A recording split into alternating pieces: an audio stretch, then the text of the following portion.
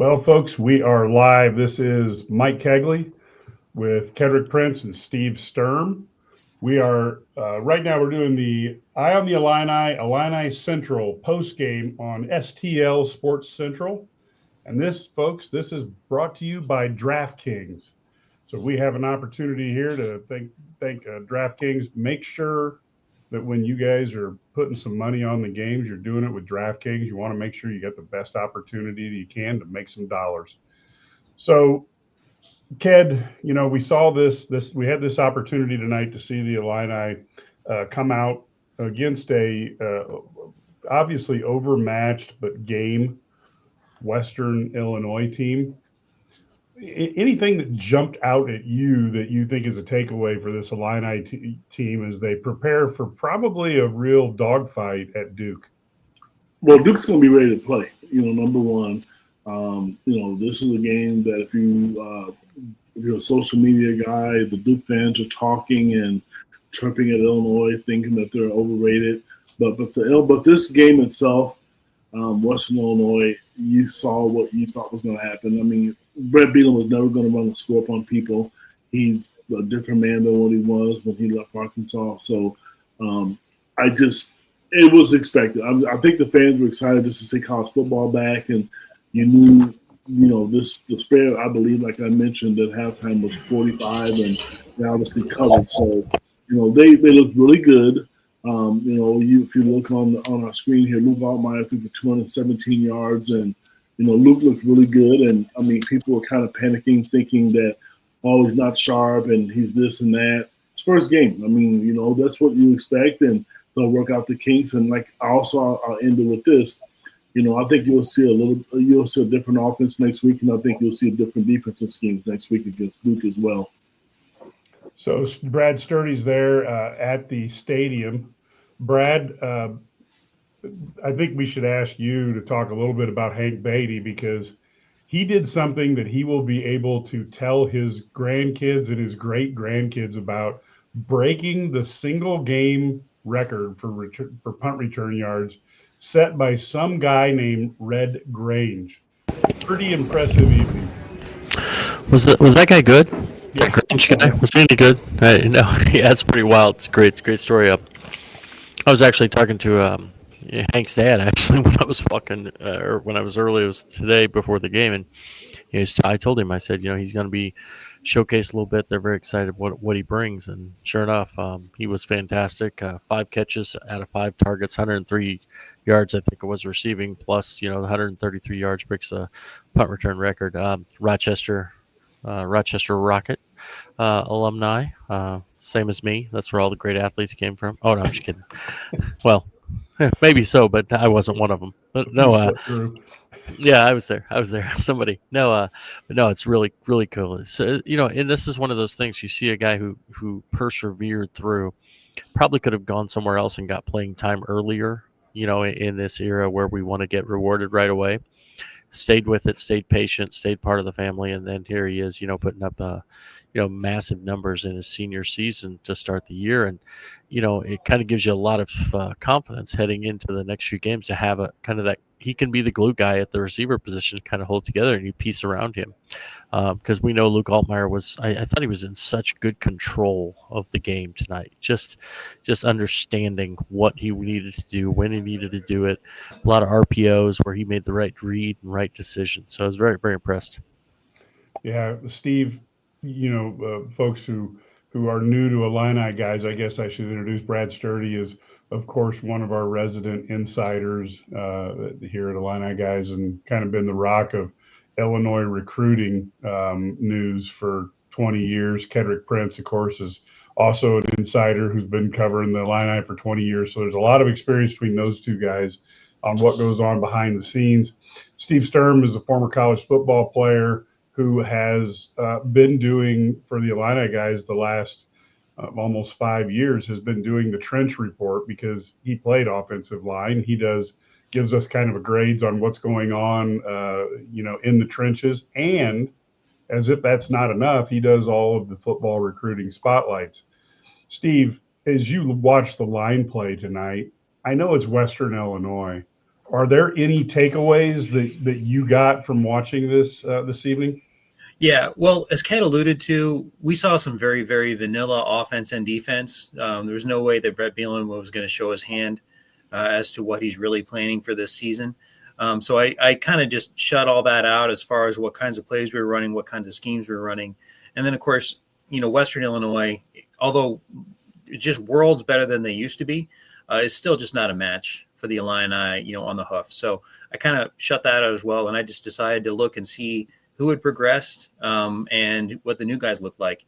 And my first takeaway was Tomiwa Durojaye, which is a guy that I had evaluated as being one of the classic great ability, but not necessarily the drive or health, but primed for a breakout senior season when I wrote about him when he first came on board last spring.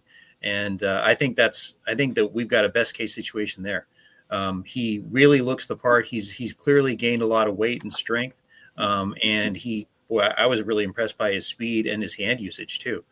So that was great. I was not as super impressed by James Thompson and Kurt Neal. I hope to see more from them, especially, guys who are seasoned in the Big Ten. And then, we start to see, the second string line. I don't know if you guys were watching early in the game. It's incredible to me that he had 0 stats. Dan Brown, if you guys remember, made a really big play in the bowl game last year when he finally got a shot. And he was in the backfield every single play. If not for Gabe Akis, completing a lot of those plays, Dan Brown was right there, and he was affecting those plays too. And then I just checked the stat sheet while you were talking a minute ago, Mike, and he has 0 stats for the game. Pressures are not going to be on your average stat sheet, and I'm sure he had some, but Illini watchers should be ready to read a lot of big plays from Dan Brown this year. Yeah, and he was the guy that we talked about. I remember your recruiting report. You said he was like shot out of a cannon. Sometimes Yeah. He was so quick back to the backfield. So that was pretty amazing. As we look at it, Ked, the running game started to really pick up in the second half. What were your thoughts on what we saw from the Illinois running backs? I want to tell you this. Here's the one thing that I like about the running game. They're all different. All the guys are different. You got, Valentine, who's just a speedster and just can, shift on a dime. And then, you got Caden Fagan, who looks like the Incredible Hulk. He's such a big kid and just a powerful running back. They just present something that's different, for a lot of teams to have to scheme for because they run the powerful ball, and Aiden Lofty as well.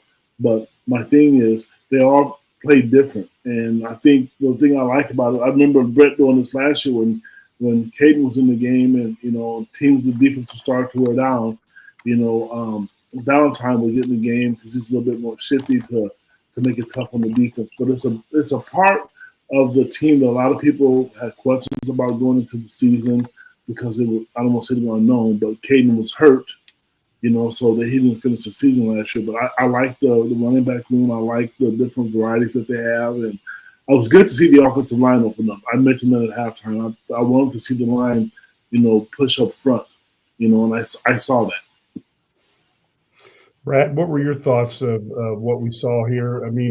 To me, that's a big deal that we finally got, after all these years, we finally got an Illinois team and Brett Bielema's developed that takes care of business when they're supposed to, which, let's face it, we grew up watching some scary games against MAC teams and even the SIU game back in 86. 86. Yeah, they're 85. Those were just terrifying, some of those games that we saw. And Bielema turns them into boring yawners.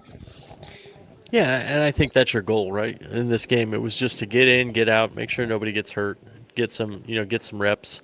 So they did exactly what they're supposed to do. The one thing I would, going back to, whether it's a running game, I thought they did what they needed to do. I thought Western really played a style where they were, there was one time they had 11 guys in the line of scrimmage. They were like really playing to try and slow that down. And so then Illinois, was able to obviously throw the ball and do some things early with some, kind of throwing to set up the run. But many of their throws were like, you look, they had a little swing pass out to Hank Beatty. They had a little short pass to Aiden Lawfrey, where they're just dumping it. And they're just taking what they gave them and they're almost like running plays, even if they're passing plays. And so I thought that's, kind of gives you an idea that they did a fantastic job of, I think, mixing and matching and doing some things. The question mark coming in for me has been, I think Beatty's fantastic in the slot. I think he has been, throughout his career when he's healthy. But I think that, who's going to play on the outside. I thought we saw some really good stuff on the outside. I thought the guy that really showed me a lot was Justin Bowick, who, really did a nice job making a couple nice catches. Malik Elzy got the start, but I thought Bowick really was fantastic. Alex Kapka Jones also had a nice catch. There wasn't a ton of balls thrown out there, but I thought those guys kind of stepped up and showed us a little bit. And the other thing, we also saw some tight ends. We used the tight end. So, Tanner Arkern had a couple catches, including the touchdown there. So I think that's good to see, them starting to spread the ball around and find out what they have. I think we're going to, and Steve mentioned this earlier, it was so vanilla. There was nothing fancy at all about what they did. It was just basic stuff. So I think you're going to see you're going to see a different game plan when they go against Duke next weekend. And I think we'll learn a lot then. Yeah, let's turn the tide around a little bit. Steve out in the defensive secondary.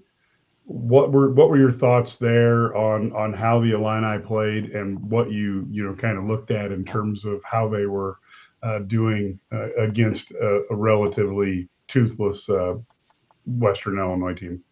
I was actually a little bit disappointed. Obviously, the coverage was good, but you're talking about receivers who are not equipped to be able to get open. I thought that Joe Davis, the Western Illinois head coach, schemed a great job, especially early on.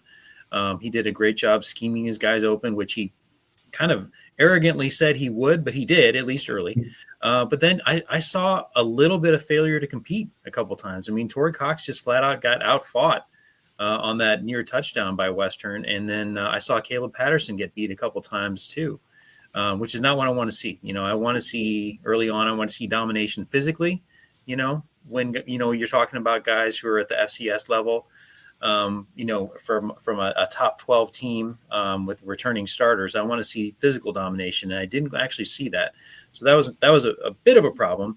The safeties, as always, from Illinois, those guys are as mature and as you can ask for. Milo Scott, Xavier Scott, Matthew Bailey, those guys were still on top of it all the time. So I was impressed on that. Yeah, I thought they played well. Ked, defensively, anything catch your eye that either surprised you or you were happy to see? I'm going to tell you the guy that I was impressed with. I mentioned, Caden Fagan looking like the Hulk, but I'll tell you what, Malachi Hood looks every bit as big as Captain America. Malachi Hood, I'll tell you what, I'm a big guy, but if I saw him in the alley chasing me, man, I'd run behind a brick wall. That guy loves to lay the wood to people. And physically, he looks, I'm going to date myself here. I remember going to the games and standing on the field, and the Illinois football players looked like they weighed 120 pounds. This program is at a different level right now. They actually have Big Ten football players. That kid looks huge. He hits hard. He tackles well. There's speed there. I was just really, really impressed with him. They hit out of bounds. It is what it is, but I tell you what, that receiver's going to feel that tomorrow, I guarantee it. But he was the one guy, and I don't want to overlook Gabe, because if you look on social media, the national guys are talking about him. That guy's going to make a lot of money, and he looks definitely every bit of the part of Simeon Rice with speed and just the physical part. Those two guys really, really stood out to me as, I guess, overall. Well, and before Brad and Steve chime in here, Ked, if you're running away from Malachi Hood, I hate to tell you this, but if he knows where you're going, he's going to be there first. Oh, for sure. Go ahead, Brad. You don't think Ked can outrun him? I'm just throwing that out there. I'm saying I don't think Ked's outrunning anybody. Hey, I want to throw, Steve mentioned the DBs, and I totally agree with him. I mentioned that Matt and I were watching. I said, seems like they're getting a little bit, and they did a pretty good job coverage most of the time, but there were a couple lapses. I got beat on a stutter step and go. Even if they didn't complete the pass a couple of times, they left openings. So I think they'll have some things to work on in film. But I thought it was funny. You talk about that one thing that they teach about is having a short memory, and Caleb Patterson gets beat down the field, gives up I think it was like a 18, 20-yard catch. Next play, he gets a pass defense, and then it's like, and he's like, does the you can't throw on me kind of thing, incompletion. I thought that's really good because at least he didn't take it with him, So I actually thought I thought the linebackers did a pretty good job. Dylan Rosiak looked like looked like a guy who's been there for 3 years in the middle and just made. And it's not always about. We saw that with years. It's not always about the speed, or in many cases, it's about knowing where you're supposed to be. You're a step quicker when you know what you're supposed to do, and I think that's a huge thing for them. Steve? Oh, I just wanted to talk a little bit about the linebackers. Malachi Hood is somebody that I had really focused on as well, because as I mentioned to you, Mike, earlier, my whole purpose of watching this game is to watch the new guy, the guys who hadn't played much before. Malachi Hood obviously stands out. There's no question. He's physically improved. And then I don't know if you guys noticed, JoJo Hayden was in early, and he has clearly bulked up a lot too. Made a couple plays early on too. And he got on the field before Malachi Hood. So I think you're going to see him more often as well. But more importantly, those who've watched the Illini closely, but maybe not your average fan, are aware of how much more playmaking ability the linebackers are going to get this year. Last year, the Illini had to really sell out in order to stop the run. And they had just a patchwork defensive line at best, and really had to have the linebackers crashing all the time. Our outside linebackers had run stopping responsibilities on every single play last year. This year, and you could see just little pieces of it, and I can't wait for next week when we get to see it fully unleashed. The outside linebackers were able to play in the perimeter a lot more. We're able to play guys who are a little bit more athletic versus like James Kreutz, who was having to crash. He had gap responsibility on every single play last year. He was essentially a defensive lineman, and then Dylan Rosiak was going to have gap responsibility on most plays too. Whereas this year, it's going to be much more varied. We're going to be much better in short passing coverage because those guys are going to be out in coverage. I don't know if you guys saw, but Gabe Akis, Joe Barna, those guys were out in the perimeter doing, pass coverage this year, or like in this game. And we didn't see that at all last year. I mean, we had to essentially use Gabe Akis as a defensive lineman all last year. And this year he's going to be featured a lot more free to play out in the space. I can't wait to see it. Yeah. Barna had a really nice open field tackle on a swing pass out to the left side that caught my eye. I'm like, holy cow, we didn't see anything like that last year. So I thought that was really nice. From a special teams standpoint, much concern over getting a kick blocked by Western. I'm almost thinking if the hand hadn't been there, somebody might have got kicked in the head with that one. I'm not certain if you guys. I always look at it like this. If you're going to get a kick block, this was the game to get your kick block where you figure it out, right? Figure out what you did wrong, because you don't want to have it happen next week. So, well, every team though right now is like, okay, we got to put in a special kick block against Illinois because they're vulnerable. They're all doing it right now. Yeah, what they're probably more thinking on special teams right now is Hank Beatty, who broke Red Grange's record for punt return yardage in a game. Like, I mean, that's 100 years. Like, I mean, that's good. I mean, you break a record that's been there for over 100 years. And that Grange guy was pretty good at football, I think. I hear. Nice, man. Back when you met him, you used to know him, Mike, right? He was actually a roommate of mine. I thought so. Year. I thought so. Yes, when you were, yes, he was, yeah. As a resident old guy. Should we just call it Hank Beatty Grove right now? Just go ahead and just change it. Just change it while we're doing it. I like that. Yeah, Hank's dad will be all for it, and we can be the guys who started it. Because I will say that as people tune in, it's one of those things where you see a guy go out and do that, and I thought the beautiful thing about it was Beatty just let his blockers do the work for him for parts of that, because he could have easily got impatient and got ahead of his blockers and probably got tackled 25 yards earlier. I just thought that was a masterful use of blocking in the open field. And then he almost broke a second one. Mm-hmm. Ted? Well, I'm sorry. I'm just sitting here just listening, and I'm trying to get all the comments and feedback. He will be a weapon next week. Brad mentioned the fact that, that they'll be watching him and things like that. I guess it's kind of hard to take something away. Steve and I think we both agree. I don't want to rehash it over and over again. I'm just really curious to see. It was great to play a game, but I'm really curious to see if I'll see things differently. The talent level at Duke is going to be a little different. I know when we think of Duke, we think of college basketball, but I just think the game plan a little different for him, and it was good for Hank. I mean, I agree. I remember talking to him when he committed to Illinois, and that whole group, Caden Fagan, all those guys. It was a good recruiting class, to be honest with you. And now you can start to see, those kids are getting bigger. They're contributing now. And that's what you want. You want to see those kids that you recruited early enough to where they start to make a difference, and then you can have depth on all those positions. But that's probably my biggest thing. I'm just really, really excited for those guys. I don't want to say this sounds really bad. I don't want the Beatty family to be upset with me, but that's a record that I wouldn't have mind seeing sticking around with Red Grange. I mean, but it is what it is. Records are meant to be broken. I understand it, but it was just one I liked. But still, I'll tell you what, though, from a media standpoint, that's going to bring some national attention to Illinois for the next coming weeks. I'll tell you that. Yeah, look, that was a fun one. I got to be honest with you, kind of crept up on me, but you just don't usually see two returns of that type of caliber, at least from the Fighting Illini. You do see it in other teams, but maybe Hank is starting something that we're going to be replicating more over time as the Illini are doing better and better under Brett Bielema.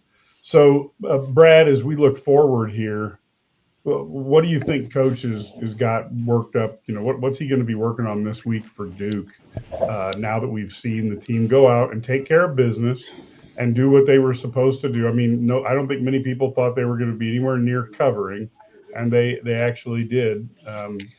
What's the next steps here? Well, I predicted 57-7, so I expected it.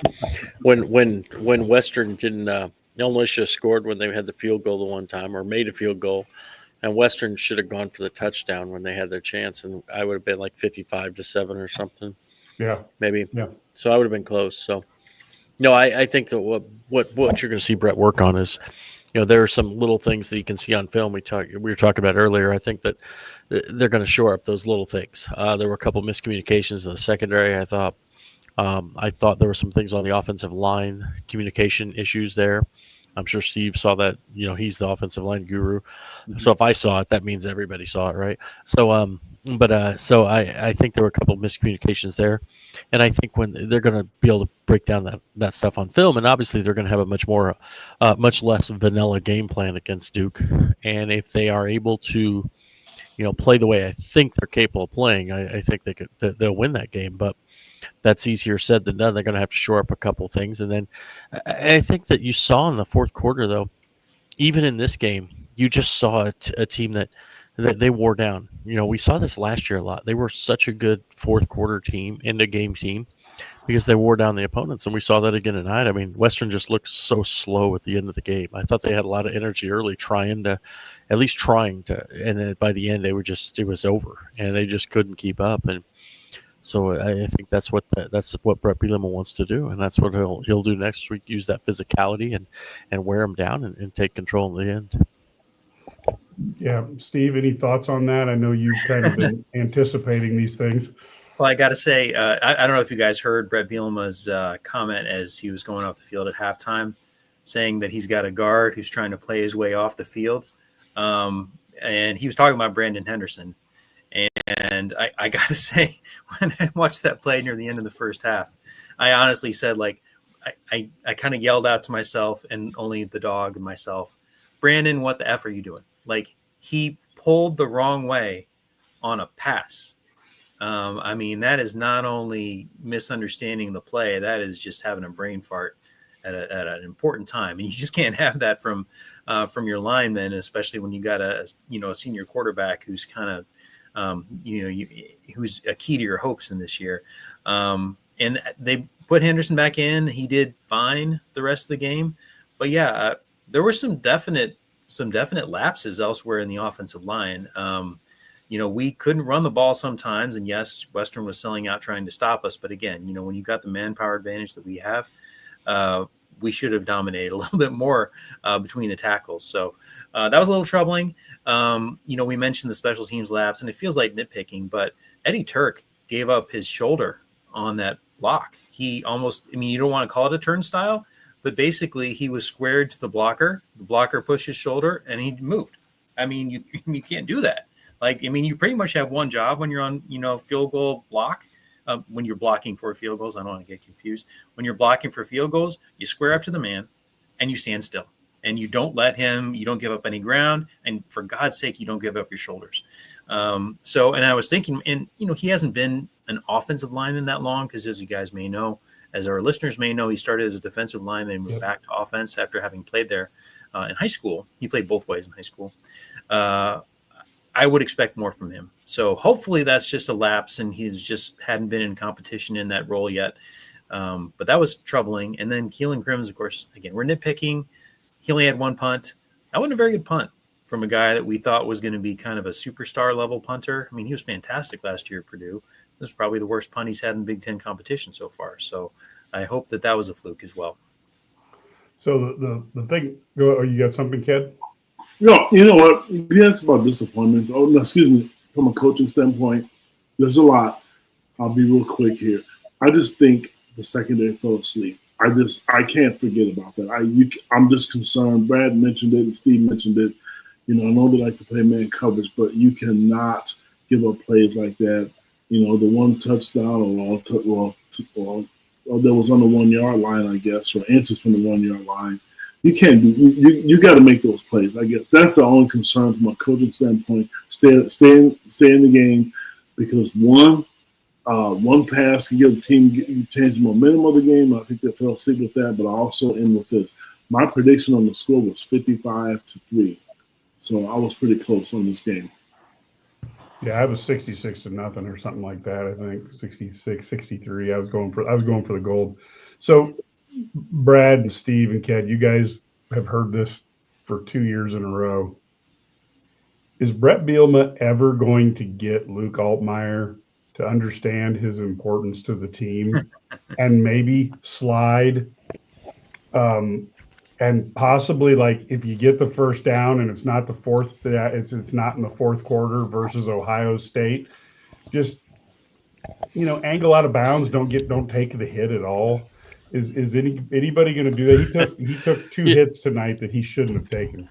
The story I was told tonight was that he doesn't he played basketball and didn't play baseball, so he can't slide. So okay. That's the story. So it's interesting. I don't know. Yeah, definitely. I saw that too, and all it's going to take is one guy to take a run at him, because that's a totally change. Now, I do think they have a quality backup. Yes, in Hampton. I think he's good, but at the same time, Luke is the man, and he needs to be out there, and so he's not going to be out there if he does that. So, and I'm not saying he has to do some great slide, but you get the first down and then go down. Just find a way. Take a knee. I don't care after you get past that first down marker. Totally find a way to get down there, or dive into an open spot where nobody can hit you. Something where you can be safe, but go hit first, but away from people. But yeah, it was that first half. It was a little bit concerning, and I think he did get an earful on the one play when he came off the field. They were like, "Hey, what are you doing?" This is especially. You could understand it when you get the adrenaline against Ohio State or something like that in a big play, but you're playing Western and you already have the first down. You don't need that yard. I'd much rather have you be healthy than get a yard. What do you do? Make him run? Or I don't know. No, you know what? I take him out because I'm gonna tell you, you're right. It's against Western. Sit him out because he is probably the most important player, one of the most important top 2-3 players on that team. Let's call a spade a spade. He is. And when he did that, I'm thinking, I didn't think about the opponent. I'm like, you know better. He's been around for a long time. I mean, he's played enough of football. I mean, one injury like that, even if a concussion, it sets him back. Can you imagine if he had a concussion, he's sitting out next week, and you don't know what's going to happen the following week, I guess. So to me, he knows better. And I'm not saying you need to, bring out the whipping chain or whatever, but you know what? Have the conversation. Do you do it again? I'm going to sit you out for a while because they need him. And everybody knows that. I mean, Brett wouldn't hide it. I mean, he would tell you how important he is. And, you listen to the telecast, probably 60% of it was Luke Altmyer. I mean, this guy has a chance to play in the NFL next year. He's obviously really, really talented, but to the point, he's smarter than that. Steve, what is he? How does Luke shape up? I mean, do you think he's a guy with pro potential there?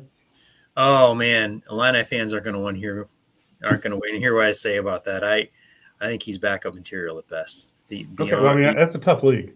I mean, it is. Although, look, man, Tommy Cutlets, he's on the Patriots now. If I was Tommy, I would just be thinking as a DeVito, I got to find a way to get on the biggest Patriot fans podcast, Bill Simmons, and see if I can make a name for myself with 3 million people, and maybe I end up with my own little career. No, I will say, speaking of, trying to get Luke Altmyer to, protect his body a little bit on the play that was called the intentional grounding correctly. He did just toss that away, right. and duck. So maybe somebody got through to him. But yeah, I'm sure all of us were holding our breath when he, failed to slide on that one and then took the head-to-head hit, because he did look a little wobbly after that too. And you got to remind yourselves, yes, he was good all last year, but the year before injured twice. When he's at Ole Miss, got injured. He's heavier now. He's a little bit thicker. Hopefully, able to take the punishment a little bit more. But he's not the most durable guy. He doesn't have the best track record there, and of course, stuff happens anyway. So we gotta put that guy in bubble wrap and teach him to run out of bounds and or throw the ball away. Yeah, I think we're kind of maybe I'm again I'm a little more biased because I'm just like, man, we can't afford to lose that dude. Ked, I have to ask you about the one thing that you are the resident Illini expert on. How did Malik Elzy do tonight? That's my guy. Well, I'm glad he got to look at Brad clapping. Here's the deal. I think he's talented. I don't know if he'll get a lot of balls thrown at him this year. I do think they'll utilize him. He seems to be happier, number one. His body language to me tonight was the best I've seen since he's been in Champaign. He's just a really, really talented kid, and I'm okay with I think, what did he have, one catch tonight? I can't remember. I think he had two catches for 25 yards. And maybe he's the guy that maybe they may feature next week. And he's a big enough guy. And he's definitely athletic enough to go up and get the ball. I mean, so we're going to see. I was impressed with him. And I'm happy for him because he was an Illinois kid that was in state that could have went anywhere. And, a lot of people, I know Michigan was really upset that he didn't go to Michigan. So you get a kid like that, you want to see him succeed because it's another kid that's in the waiting, that you're going to recruit from the state that you want to see happy, especially from the Chicago area, because that doesn't always translate well down to Champaign. So really happy for him. There'll be games where I think he'll really stand out and he'll make a difference because he is a talented kid. I definitely don't think he's a bust by any stretch of the imagination. Matt Stevens and I were sitting up in the press box, and I said, and Stevens goes, he didn't have a great camp, but he got the start tonight. And I said, well, they just did that, so Ked would be happy. I was. The first thing I thought about was Matt. I'm telling you, the first thing I thought about was Matt Stevens. I thought, well, I was going to say something on a message board on Twitter, but I know better.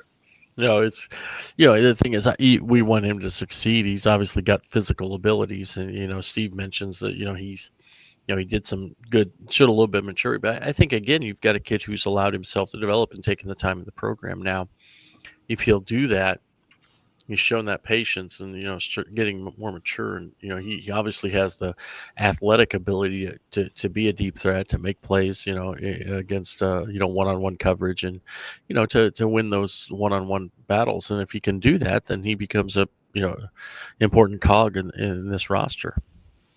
I think we said online, like in previous years, 10 years ago, 20 years ago for the Illini, when we just didn't have that much talent, didn't have that much roster depth, he would have been playing all this time.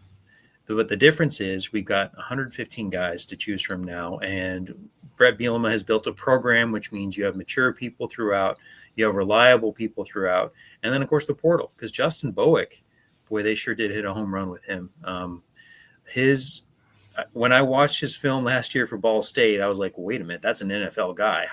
How did this guy just like kind of not really perform that well at Eastern Illinois, sneak onto the Ball State roster, and then all of a sudden he's an NFL player? And I didn't really want to believe it, but he's legit as far as I can tell. I think he's real.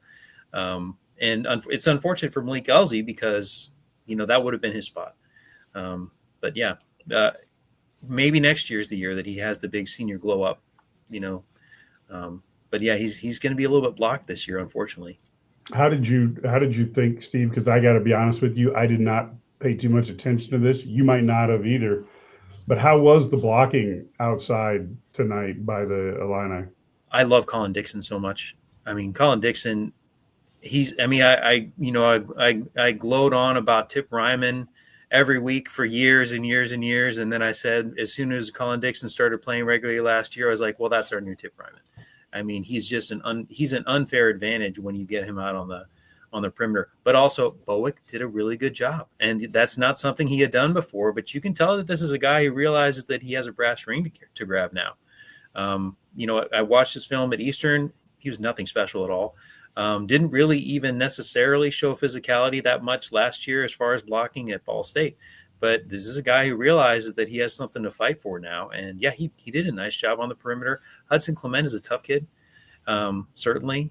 But I mean, none of them are going to compare to Colin Dixon. I mean, Colin Dixon is going to play just because he's a great blocker.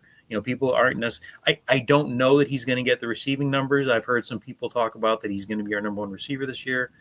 I don't know if that's going to be true. I guess we'll learn more about that next week, but he's going to play. I mean, that guy's an unfair advantage on the perimeter. I love to watch him play. Yeah. Go ahead, Kid. No, I agree. I'm a big fan too. I agree. I think that was a concern nationally. People who didn't want to, they weren't sold in Illinois. They were concerned about the wide receiver room. I'm not. I agree with Steve. I think they're going to be fine. I think there's some talent there, and Luke can spread the ball around. Kind of like the running back room. They're different. Brad mentioned with Malik being able to go up and go get the ball, and you got guys that are good possession receivers. I mean, you're going to have to throw the ball deep at some point. I mean, you got to keep teams honest, and you want a guy that can break away. And if he can't break away, you throw the ball up in the air to make sure he gets it. Yeah. Well, and I guess that's the biggest thing I really want to see next week is just try to see and evaluate the type of space and separation that this wide receiver core can get against Duke. Not that it's an urgent situation or anything like that, but I expected a little bit more tonight than what we got, and I thought Beatty did a pretty good job, but he doesn't need to create as much separation with his hands and his ability to move. But I was a little bit disappointed overall that the wide receivers didn't get themselves more open on their own. I don't know, Brad, am I getting too aggressive, too micromanaging on that? Well, I mean, I thought certain guys did a good job. I thought Bowick did a fantastic job a couple of times of getting open. Yeah. One thing that I saw, there were twice when the wide receiver slowed up, and Altmyer actually made a perfect throw had they not hesitated. Yes. And so those are little things. But there were a couple plays. I noticed there was one play, and from being from above, I can see some things. They threw it, and there were like four guys wide open. I mean, Luke had to pick which guy he was going to throw it to. Right. It was like he was going through, and sometimes maybe that causes confusion because I don't know which guy to throw it to. They're all open. Which guy to throw it to? Yeah. So, but I totally believe that they're going to be fine. And at the end of the day, and Steve mentioned this, the ability of guys like Dixon to block allows them to get outside. You saw Lawfrey, it was in Lawfrey, Valentine, Fagan, all able to get out on the perimeter and do some things because of that blocking. And then as guys start to spread out, then you see Lawfrey go right up the middle for 60 plus yards. I mean, those are kind of things that just wear you down. And so I think it's, even though they're the part of the receiver, it's such a big part of the way Brett Bielema wants to do things, is to have those receivers that are not just one dimensional. They're not just a guy who can, do this or that. They can do everything. And you're maybe a play. And I thought they played a lot of guys on the outside. So I think they're trying to find the guys who can do the blocking, but also, then make plays when they need it.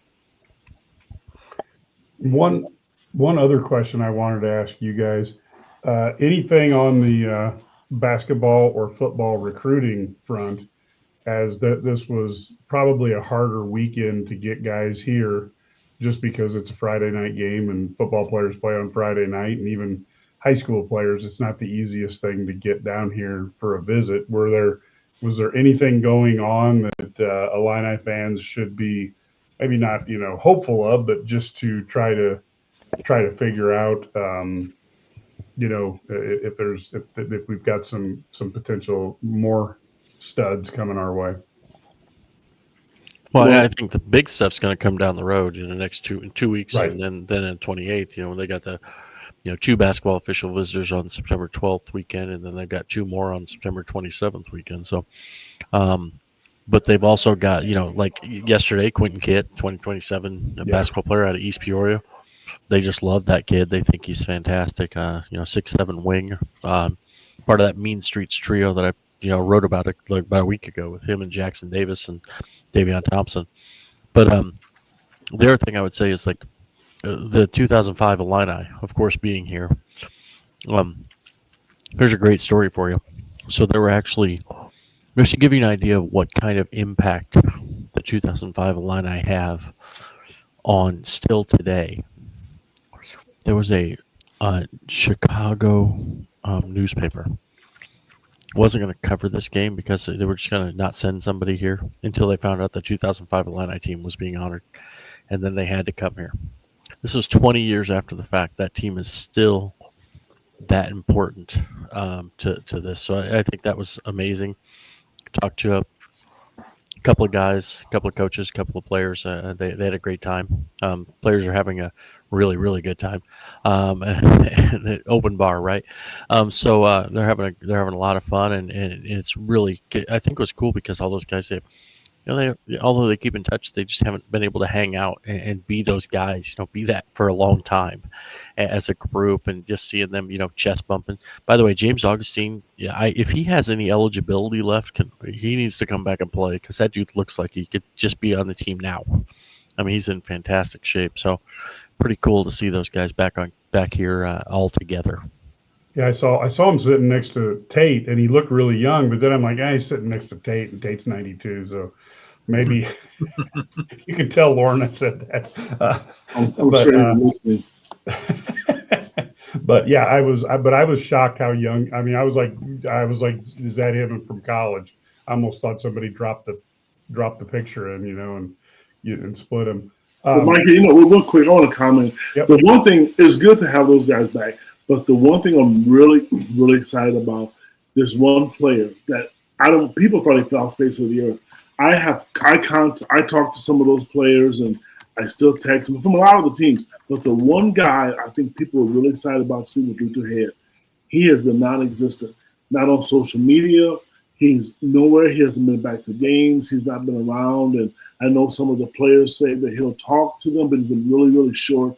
So to me personally, having him back and seeing him smile, and I've seen some of the videos and stuff, I think was great.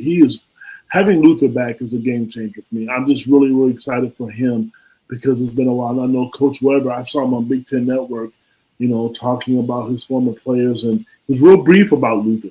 So having him back is great. D is D still, and I saw James a couple of years ago when he was here. He looks like he's 18 years old still.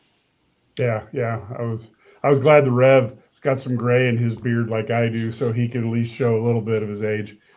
This guy's unbelievable. Some of these guys look like they've been hermetically sealed since their 30s. And then the other thing that I guess we kind of talked about is Cole Rusk, who people had so much excitement about in terms of his ability to pass, receive the ball, at tight end. Steve, are you predicting it's going to be a while before he sees the field? Is that what you're seeing? He had 2 catches thrown at him tonight. Yeah, he saw the field, but we talked about the importance of blocking earlier with regard to the wide receivers. And on a Brett Bielema team, if you can't block, you're not playing. And I don't think Cole Rusk is soft. I don't think he's weak. He's just not built to block in the Big Ten. You can see those big, long legs. He's not able to get down and anchor. And it's kind of surprising me because he was brought in to start last year. And, of course, had the knee injury, and I assume he's completely healthy and back from it. But you look at him try to block, and he's just leaning on people. Now, having said all that, this is a guy who's a talented receiver, and I have every expectation that all of a sudden we're going to see down the line later in the season against Rutgers or something like that. All of a sudden they're going to be throwing 10 passes to him when the other team's not ready for it because he is a receiving weapon. It's just he's not going to play regularly on a team that runs as much as Brett Bielema was going to run. So I have to agree. And the thing is, people realize when he was in high school, because he's from my area, he was a receiver to begin with. He's not a big kid. When they threw the ball to him tonight, the 2 times they threw at him, because I heard he has good hands and he's fast. And so I think that's what they'll probably utilize him for. Because you're right, Steve. I don't know if he will block or how good he does with it. I do know that he came in with a lot of high billings and a lot of national people thought highly of him. I still think once he catches it and he's in open field, I think he's a nice weapon to have. But you're right, he's not a big kid. He's just not, but he's strong. But he's really fast, and that's why I think you'll see. You mentioned a game like Rutgers, whatever. I think at some point they'll slide him out there, and then you'll be able to see his talents. But right now, and you know what? He just came off of an injury as well, so we'll see. But it was nice to see them throw the ball to him twice. But they were tough coverages, but he didn't come up with either one of them. But it was good to see him at least get on the field. Yeah, and that's good to hear. Like I said, it might be he's the type of guy who you could effectively use in a game, by basically throwing to him a little bit and then going to him crazy in one game and letting his talent go at 6'5" and 245. He can run. Be nice to see that. I'm not certain if Matt Stevens is going to make it here tonight. Otherwise, we may be doing a 2 or 3 hour podcast here. He's down in the locker room. No doubt they're lauding his efforts as in his role as the Illini Guys beat reporter, and too many friends. It's hard for him to get out of there. So as we kind of go to wrap this thing up, as we get close to the hour mark, we're going to go around the horn and let you guys give me your kind of final thoughts, conclusions on what we saw tonight. And we'll start with Ked, go to Steve, and then wrap with Brad. They did what they were supposed to do tonight. It was good to see them on the field.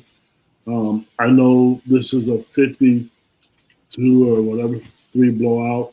We were having a nitpick against an inferior opponent. They weren't supposed to be in the game, and Illinois did what they were supposed to do. I'm just excited. Hopefully nobody's injured and hurt to where they're going to be out or be questionable next week. Just want to see them get better, and I want to see each week something different offensively and defensively that they call. I was going to say it's a perfect start. I mean, I think from a coaching perspective, it's a perfect start because they exerted their will. They showed they were ready to play, but they also made mistakes, which, if you do everything right and you win 80-0, that's not good either. So they made some mistakes to help Western get in the game. There are a few embarrassing moments to help keep some guys humble and show that they got to be ready to go. But at the same time, they took care of business when they needed to. So I think it was a really good mix of dominating, looking ready to play, but also giving you some teaching moments to be able to work on later in the season. I would have liked to see the third string play because they might not get another chance later in the year, and this is kind of their one shot. So aside from that, I thought it was a really good game. Good night.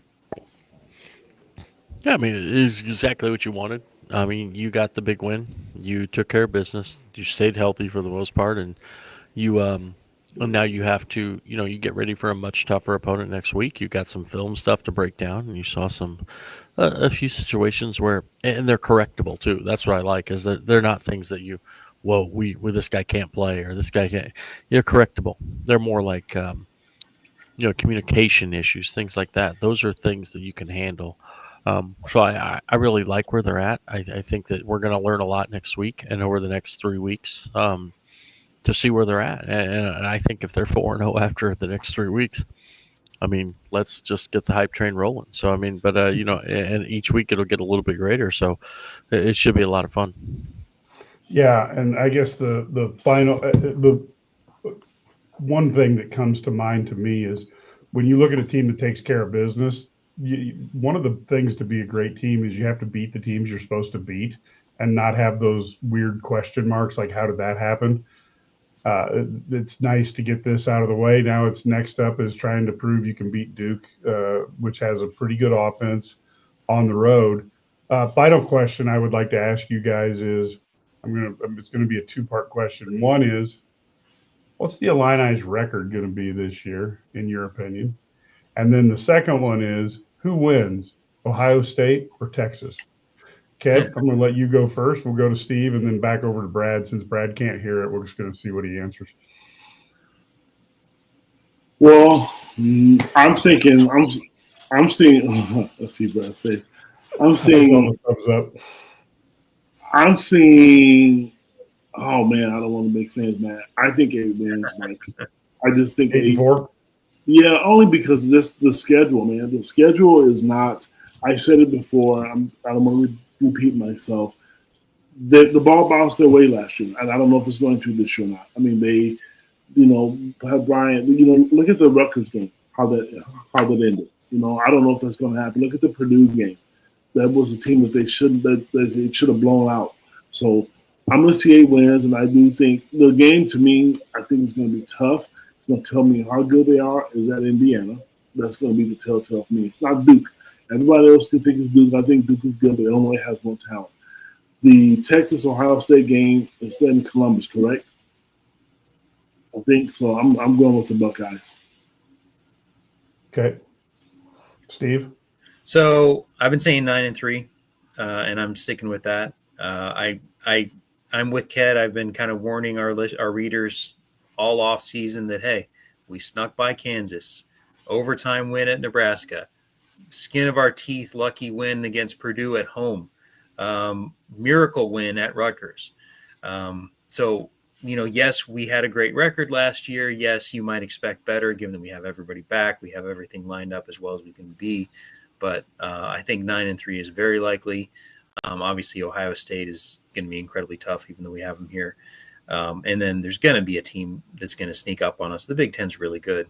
They're good top to bottom. There's just so much money out there now for recruiting, NIL, good coaches, good preparation, good off the field physical development for these teams. Somebody in the Big Ten that we're not thinking of is going to sneak up on us. In addition, of course, the tough USC and Indiana games. And as for tomorrow, I'm definitely Ohio State. Texas every year gets overrated at the beginning of every single year. Arch Manning hasn't proven anything yet. He looked fine last year, but everybody's talking about him being the number 1 overall pick, and he hasn't done a darn thing yet. But more importantly, everybody's sleeping on Ohio State's defense. Ohio State's defense is looking like an all-time type of defense.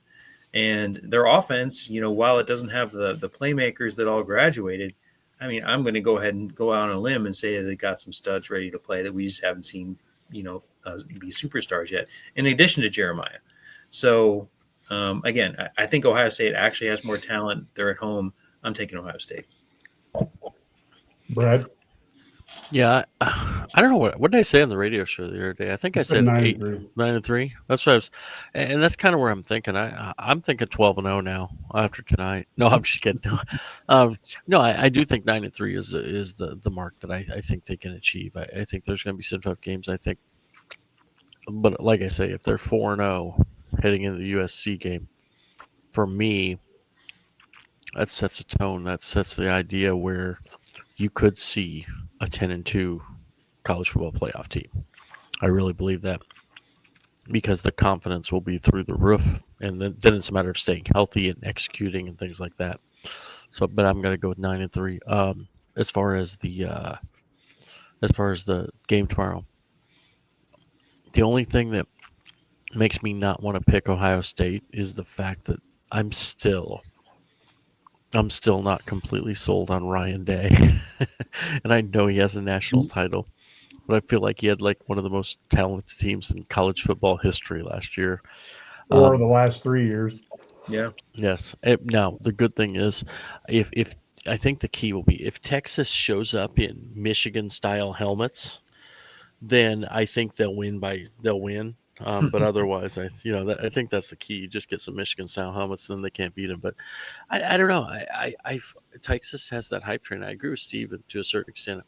I really think Arch Manning obviously has the talent, but we see like experience matters and being able to play in big games and so forth.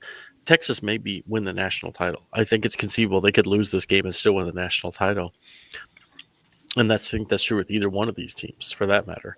But I think it's going to come down to turnovers, and so I think the home field advantage is the difference maker for me, and that's why I take Ohio State. Yeah, I think Ohio State is they're just so young. I mean, their talent level is second to none. Their experience level is not. So that is one that I look at as a really as a team that I think Illinois is going to go 9-3. And that is my prediction, that Illinois goes 9-3. But I also am going to predict that Illinois beats Ohio State in a shattering upset that will be one that you wonder how they did it. That's my big prediction for the year. I do think the home field advantage is a big thing, but I'm going to take Sark over Day, and I'm going to say Texas gets the upset. So now we've got Matt Stevens, who's just been down at the locker room. Of course, those people who are here with STL Sports Central, we're keeping Joe Roderick up. We're going to keep him up all night because he's like, you got more people coming on the show. Holy cow. We've got Matt Stevens, who's been down in the locker room.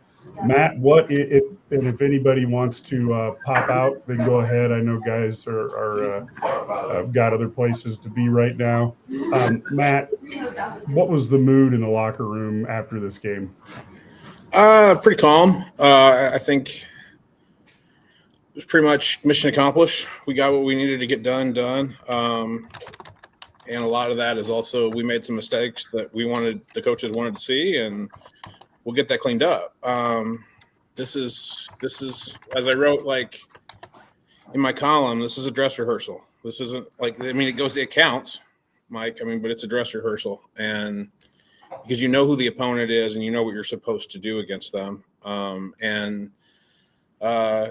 Illinois treated it like it was a dress rehearsal, and I don't mean that in the bad way. They treated it like it had a purpose, and they needed to get some things done. They needed to simulate some things. They needed to grow some confidence. They needed to get some guys some looks. They needed to figure out who Luke Altmyer can trust out there on the perimeter. They needed to run against 8 and 9 man boxes, which they did, and they needed to see how that can work, where it will pop eventually if you continue to just kind of hit that rock in the run game. It will pop, right? So you've got a situation where I thought they answered a lot of questions tonight in a game that I didn't think I was going to get a lot of answers. Got a little bit more than I thought, and I think Bielema did too, good and bad. If you listened to the radio halftime, Bielema was not happy about how the end of the half ended, but you want that to happen because you need to be able to get on your third-year starting quarterback and say, hey, this is your 23rd start. You can't be doing that stuff like at the end of the half. That's going to cost us points in games that aren't directional school, in-state school, right? Like so. I thought Illinois handled it like the 12th ranked team in the country should handle playing an FCS team, which is they made some mistakes, but that's the whole point. They did some really cool things. You saw some guys emerge on both sides of the ball, and they just conducted themselves like you would expect, Bielema's teams to do when you've seen how they prepare. And I was impressed tonight, just basically on what I saw. Good, bad, and indifferent of how I think this team's reacting to to a game like this. They knew the scoreboard wasn't as important as what the work that had to get done, and I was impressed by that. What do you think the natural progression is? What are they going to be working on this week, and where do you think Coach B's mind is going into a Duke team that I think is a little bit underrated? Particularly their offense looks like it's pretty high powered. Well, Mensa's pretty good, and I think that they know it. I mean, the guys in the secondary, talk to Miles Scott, he knows his name. I mean, like Darian Mensa's not – I mean, it's not just about the $4 million he's getting from Duke too. Like he's a really, really good college quarterback. And they know he can beat them. Like they got beat on some double moves tonight against Western's air raid. And that's just schematic where like you're going to pop some big ones against be running air raid. They know that those can be, death blows against Duke if they play the coverage the same way. So now they've shown something on tape where we have to get that corrected. And they know that Mensa's a good quarterback. They know that this is a physical football team. Manny Diaz doesn't coach him any other way. He's a defensive-minded guy, and I'd imagine maybe not to the extreme that Western did, but like they're going to show them 8- and 9-man boxes and say, hey, you can't run against us. And Illinois' got to look at what they did in the run game tonight and go, we got to get a tick better against running against uneven boxes, because that's Big Ten football and that's what we want to do. But then again, you keep pounding that rock, and eventually Aiden Loffrey is going to break a 20 and a 30 and a 40-yarder, and Aiden Fagan's going to continue to move the chains in the way that he did tonight. And Khalil Valentine's going to pop that perimeter stuff. I mean, I'm going to write about it this week, but that trio of running backs that Bielema has, he's talked about how it's very, very similar to when he had James White and he had John Clay and he had Melvin Gordon. Like those three guys that he ran up 60-plus points and 500 yards in the last game he ever coached at Wisconsin in the Big Ten title game, or against Nebraska in the Big Ten title game. He thinks these guys are equally as talented, and Illinois is going to run the ball this year. I mean, they've got a third-year starting quarterback, and everybody wants them to chuck it around. They're going to run the ball because I think they're really talented, and they just got to be better than they were today up front.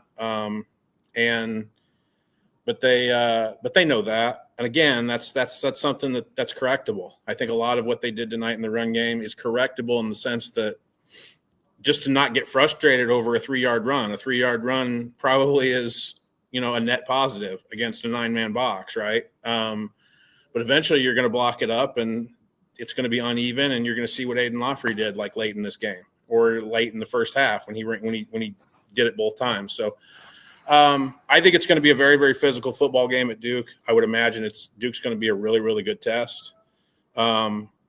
But I think Illinois is prepared from a physicality standpoint of, one, how they prepared in fall camp, and two, the amount of veterans that they're going to walk into that place with, because they really treated tonight like we had a job to do and we had an objective, and a lot of it didn't have anything to do with the scoreboard. And I was really impressed by just kind of I don't want to call it the professionalism, but they acted like pros tonight in a game that they had every right to kind of sleepwalk through, and I didn't feel like they did that a whole lot.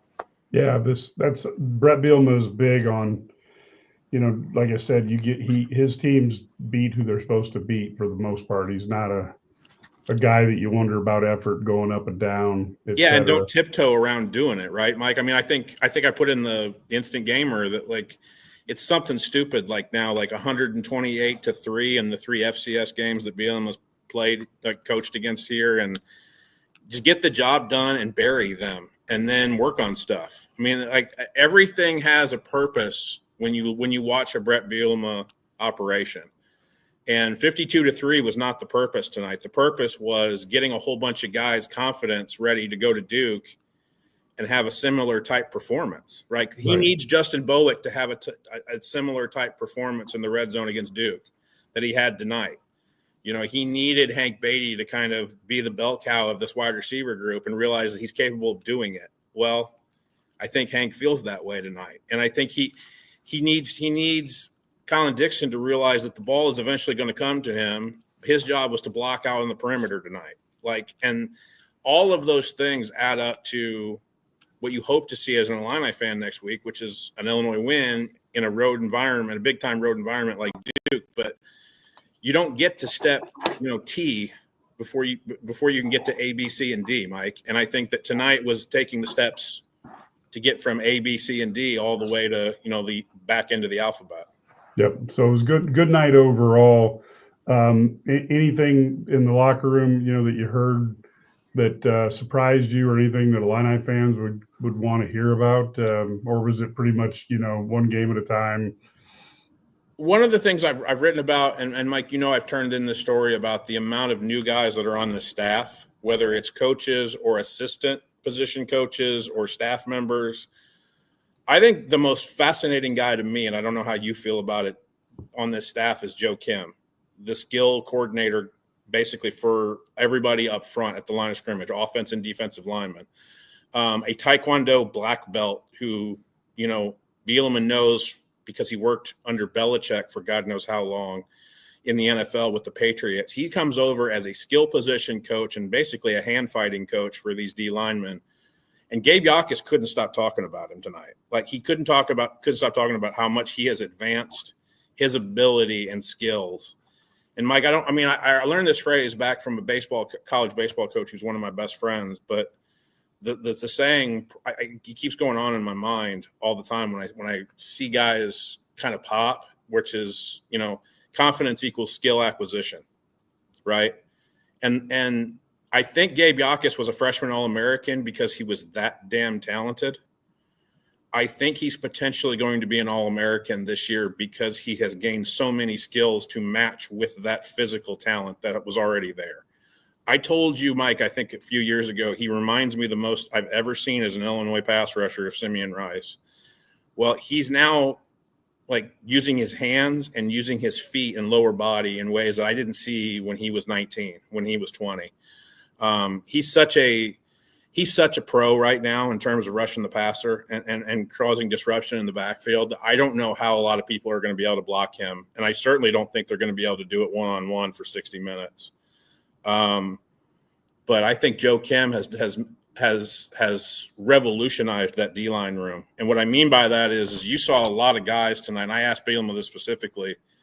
Mike, they played so many defensive linemen tonight. They played so many outside backers tonight to get them experience. And I thought I didn't see one of them really look like they didn't belong out there. And a lot of that is not just physical, hey, they're 300 pounds and they look like they belong in a Big Ten game, but a lot of them are using their hands and getting and causing chaos in a way that, like Miles Scott said it, we would have loved to have had some turnovers and picked off some passes, but the D-line really didn't let us do that, right, tonight. So I thought it was a big man type game, and when it's a big man type game in late August, that means 8 or 9 big men are going to play. And I think the depth that Illinois has this year in 2025 up front, talking about D-line, I'm talking about outside backer, is really going to play a part in whether or not Illinois can be as good as they want to be. And I was really impressed with what I saw on the defensive line tonight with guys that aren't James Thompson and Kurt Neal, because I think what those guys are. But I've been talking about Pat Farrell all camp. I've been and Tamawa Dowaje is a dude. This might be his fourth school, but he's a dude, man. And I think Angelo McCullum is somebody that Terrence Jamison can't stop talking about. So their ability to travel probably with 8 or 9 guys that they're going to rotate in games, because that's what Brett Bielema used to did with the Patriots when he coached that position. He knows how to keep guys' gas tank full that way.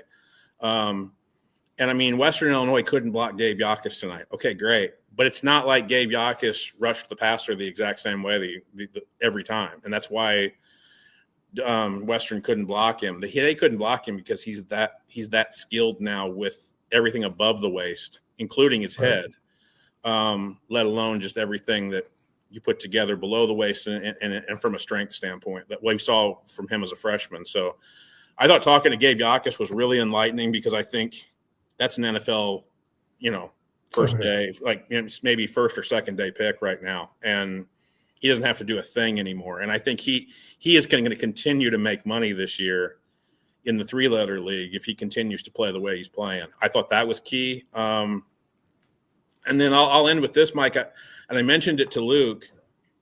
You know this better than anybody, but like we wait 8 months for this thing, right? It's one of the few things. I mean, basketball is kind of the same way. Like, but we made 8 months for this type of a game. And I was really impressed in that first quarter that Luke just seemed like the most calm person of the 22 people on the football field. Like Luke Altmyer seemed like he had everything under control and everything was going to be fine. And it was going to be my job to show everybody, all of these wide receivers that want to that are kind of nervous and they really want to impress, that I need to be the calm one on the field. I need to be the guy that everybody's looking at and everything's going to be okay. I was really impressed by that. I was really impressed by his mentality. The stats weren't going to tell me a darn thing about how Luke played tonight. And then Luke made a critical mistake at halftime, and Brett and Bielema just jumped his butt about it. And I think that dynamic continues to evolve in a way that I think Brett Bielema deserves a lot of credit in being able to, fine tune that relationship, because that's a big deal for Luke. That's a big deal with Brett. And I think his ability to lead this year is going to be a major factor in how far Illinois can go with this 2025 season. And so I thought in game one that where you kind of could write down in pen that Illinois was going to win, I still feel like Luke Altmyer did a lot of things that helped Illinois kind of grow as we continue on here in a stretch of games that it's going to be really, really important. Right. No, that's good. Yeah, I think the final questions that I'll have for you is what I left each of the guys. What do you think Illinois' record's going to be this year, if you had to guess? And then I know you hate doing that. And then I don't know. Like, I mean, I think tomorrow? it could be as I think. I don't see a game on Illinois' schedule, even in an Ohio State situation, that they can't win. Like, and I don't know if a lot of people have said that going into a season. Like, I went into the game last year at Oregon going, that's not going to happen. Yeah, it's just not going to happen. Speed right? out there is different. Yeah. Right. I don't see that. So I think it's all on the table for Illinois. I'll put it like that. I think there's a lot of critical hurdles that Illinois has to go starting next week at Duke. Right. I mean, that's a game that Illinois can lose. But then you look at a game like Ohio State, you look at USC coming in for homecoming. You look at going to Madison. I know that people look at how Wisconsin played this week, but like going to Madison's not a cupcake. Going to Bloomington, I think that's going to be a huge game. Those are all games Illinois can win, but they're also all games Illinois can lose. And so I think that Illinois has the right mental makeup to make this the season that they all want it to be, but you gotta catch some breaks too. So I mean, I think everything's on the table for Illinois. I'll leave it as that. I'm not going to give you a number. I'm not going to give you a record. But I think Illinois is good enough to win every game on their schedule, even the Ohio State game, by catching a couple of breaks and having Ohio State maybe not play their best. But I think it's the first time in quite a while that you look at Illinois' schedule and go, well, you don't simply like put down in pen, well, they're going to lose that one, right? And so that's the critical thing of this Illinois season this year. That's why they're ranked 12th in the country to start this season, and I think that's why they have a chance to do some really, really special things by the time we get done with this 4-month journey.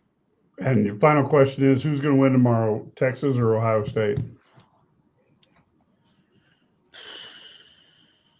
I heard what you said, and I liked what you said until you got into your Ryan Day crap.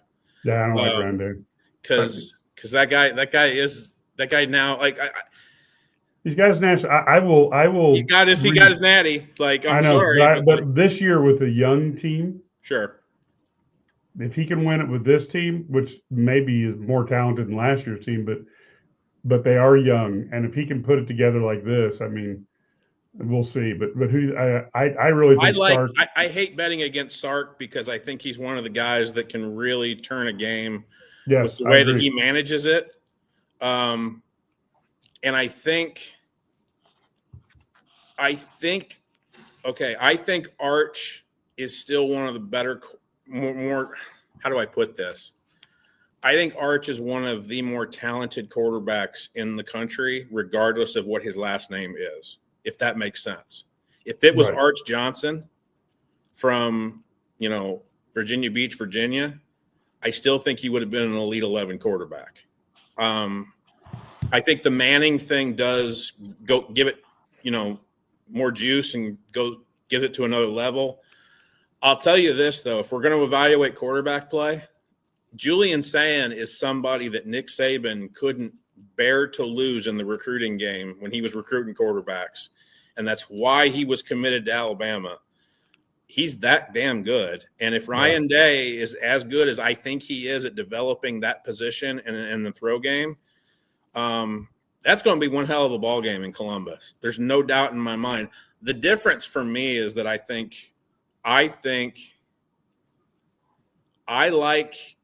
hate betting against Ohio State in the shoe, which is where I kind of lean on this. But if there's one coach that can do it, I watched him go down to Tuscaloosa and beat Alabama. And I think Sark can manage this game in a way that he can get it done. But man, I'll put it to you like this. I'll take Texas because I tend to feel a little bit better about Sark than I do Ryan Day, just with the amount of youngsters who aren't named Jeremiah Smith on that offense. But here's the cool thing about tomorrow, Mike. I don't think either one of these teams have anything to worry about if and when they lose this game tomorrow. I totally agree with that. And so I think the cool thing about tomorrow in the shoe is that whoever loses, it could be the best thing that ever happened to them, because I don't think either one of those teams are going to play bad. I would never predict that. And if you give Ryan Day or you give Sark some things to clean up over 4 months, like, they're going to play better football in November than they are going to play right now. And I think you're leaning it the same way I am, Mike, in the sense that I think catching Ohio State right now in late August and early September is when you want to catch them. Exactly. Unless you're, Sharon Moore in Michigan, because you can beat them at the end of the year, apparently, no matter when you play them. But I think I'm going to lean toward Texas. But if Ohio State wins that football game in the shoe, I don't think anybody should sit down or have to sit down because I think you're that shocked. I think it's going to be one hell of a football game. The one that I mean, you feel as good about taking Sark over Ryan Day. I'll put it to you like this, and you didn't ask me this, but I think, Mike, you feel as good about taking Sark over Ryan Day as I feel on Sunday night taking Marcus Freeman over,